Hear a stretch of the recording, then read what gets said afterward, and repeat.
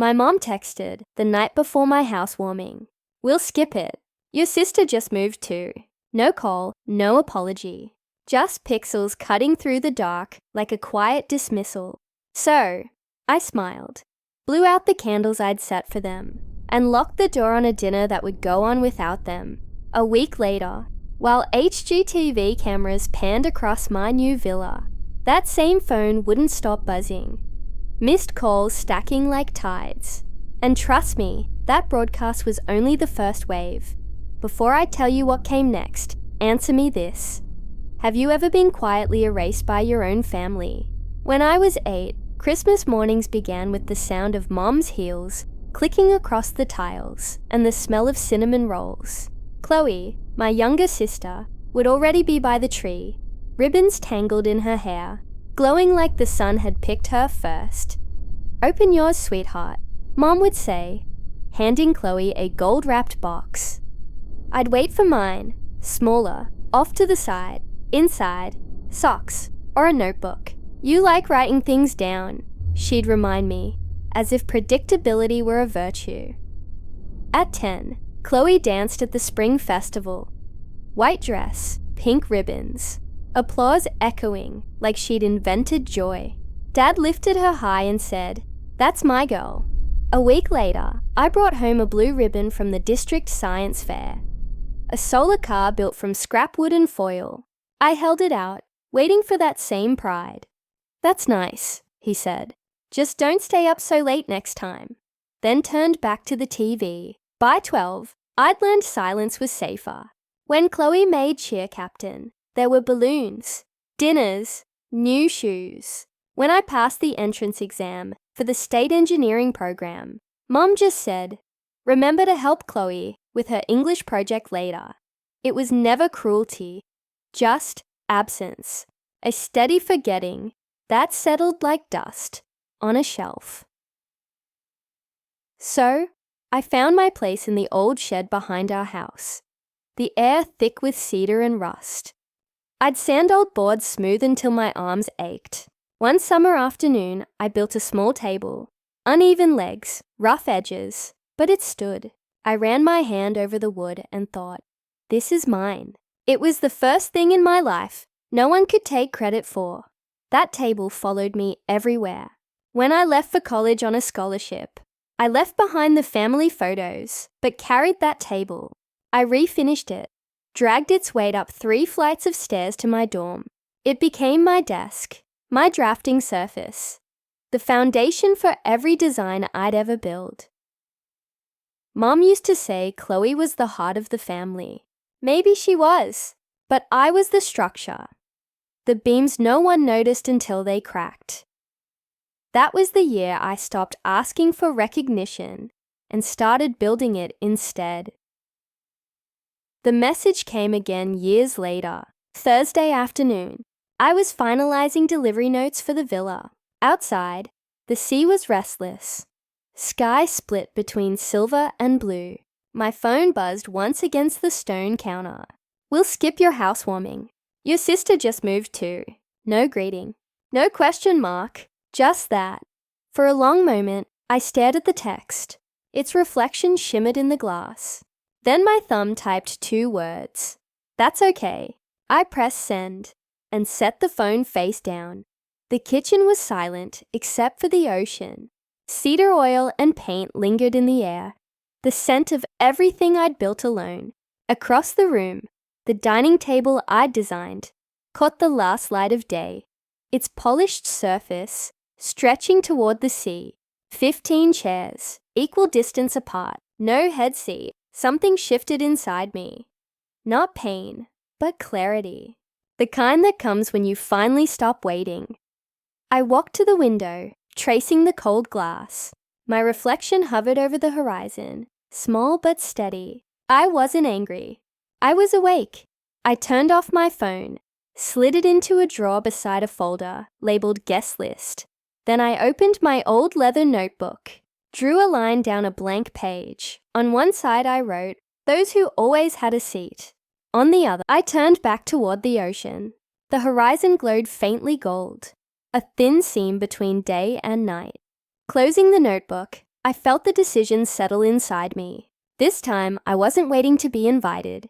I was setting the table myself. That night, sleep never came. I stayed in the great room, with the windows open, the Pacific wind threading through the cedar beams. Every sound, the waves, the hinges, the creak of wood, felt like instruction. If my family could erase me with a text, then I would rebuild the space itself, not to prove I mattered, but to build what they never did, belonging. At 2 a.m., I unrolled tracing paper across the dining table and began to draw. Lines, angles, light sources. A blueprint of a single night. At the top, in pencil, I wrote, "Everyone has a seat." By dawn, the page was covered in notes.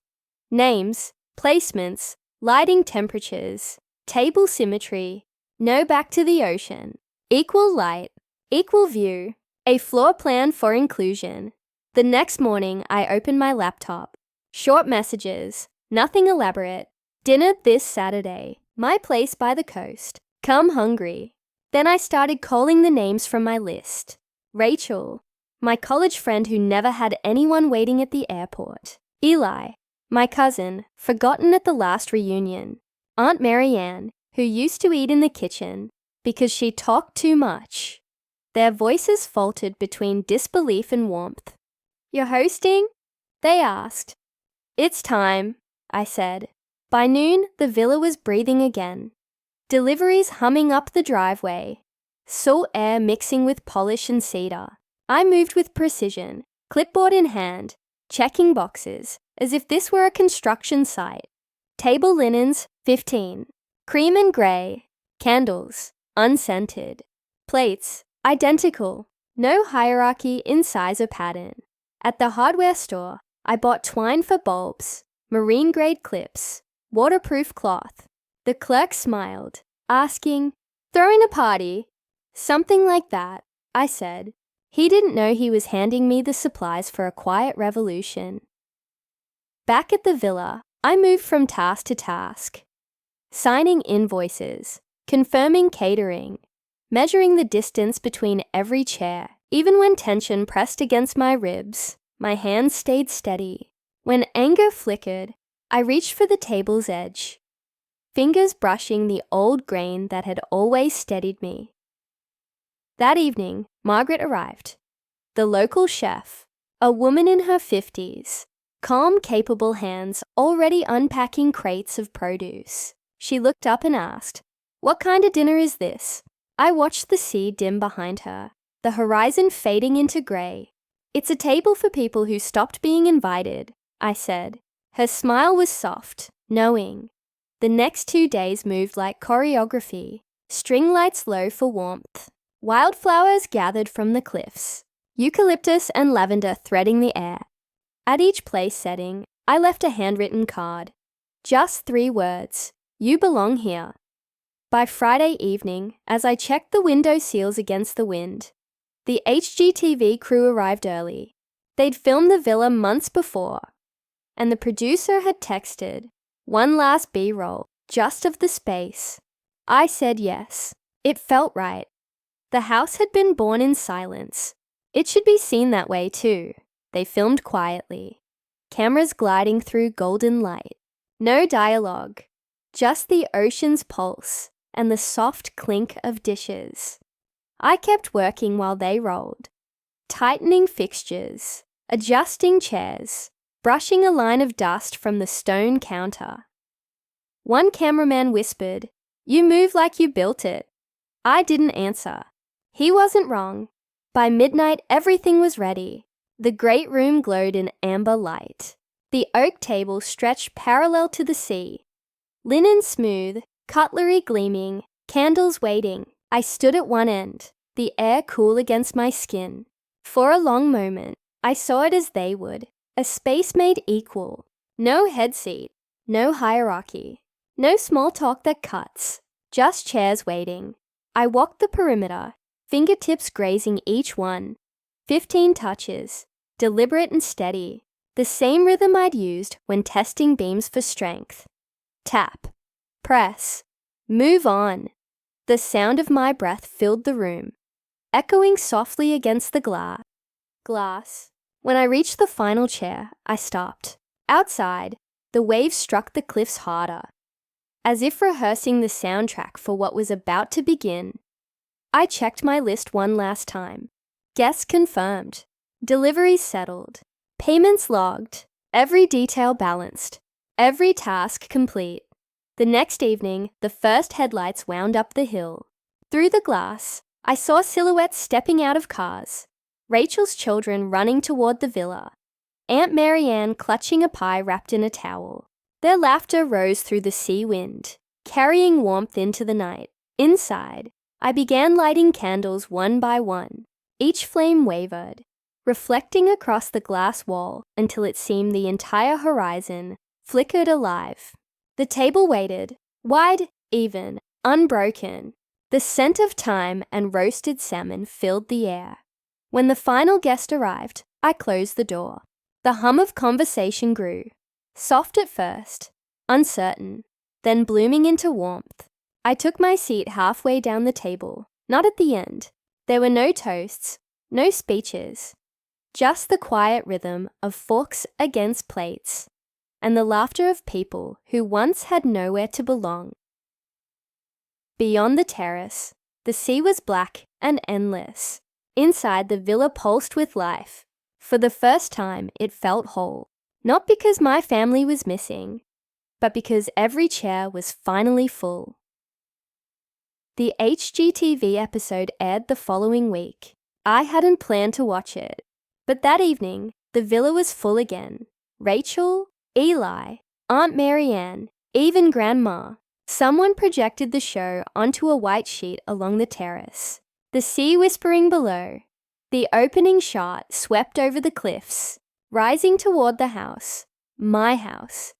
Golden light spilling through the glass like liquid sun. The narrator spoke over the waves. When designer Beverly Hart built her oceanfront villa, she wanted to create a space where everyone had a seat at the same table. Then my own voice, recorded months before, filled the night air. Fairness isn't decorative, I said. It's structural. No one spoke for a moment. The only sound was the wind brushing the terrace rail. Then Rachel exhaled. Somewhere between pride and disbelief. You said that, she whispered. I smiled faintly, eyes still on the screen. I did. The episode unfolded. Drone shots, close-ups, my hands aligning silverware, sunlight cutting through the cedar beams, Margaret stirring chowder, and finally the table, that long oak surface, stretching toward the horizon, candles flickering like small, steady heartbeats. When the credits rolled, applause rippled through the terrace. I leaned back, breathing the salt air, thinking it was finally over. Then my phone began to vibrate. Once, again, then non-stop. The screen lit up, name after name. Mom, Dad, Chloe. I let it ring. Rachel noticed. Are you going to pick up? She asked. No, I said quietly. Not yet. By morning, there were over 30 missed calls. Then came the text. We saw the show. Why didn't you tell us? Everyone's talking about it. You embarrassed us. Call me back. I didn't. Instead, I opened my notebook and checked the last box on the list. Dinner.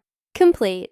The table stood empty now, but the candles still carried the faint scent of salt and citrus. At noon, Grandma called. They'll try to rewrite it, she warned softly. They'll say they were misunderstood. I know. Then don't argue, she said. Let the truth sit in the open. It's stronger there. An hour later, the phone buzzed again. Mom. This time I answered, placed it on speaker. The sound filled the same kitchen they'd ignored for years. Grandma sat beside me, tea in hand. Beverly, Mom began, her voice soft with rehearsed gentleness. We watched your episode. I think there's been a huge misunderstanding about what I said. They made it sound like we excluded you. That isn't true. Well, your sister was moving that weekend. You know how busy things get. I looked out through the glass wall, the sea flashing with silver light. You excluded me in your own words, Mom. I said calmly.